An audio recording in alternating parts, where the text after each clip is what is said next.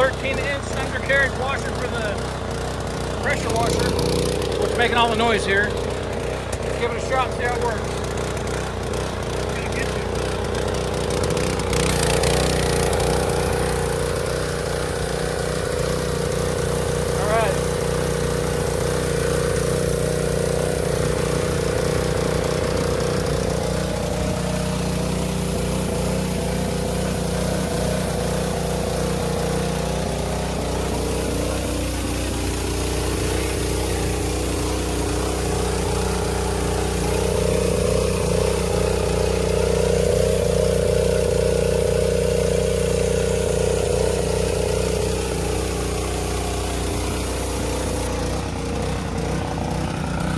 Well, I think it works.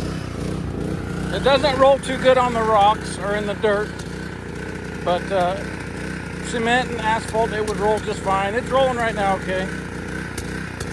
But those 4 jets of water definitely clean a lot better than what you get with a garden hose. Plus, you can't reach really underneath there with a garden hose, so that thing is pretty handy. All right, folks. Thank you for watching. Have a great day and goodbye.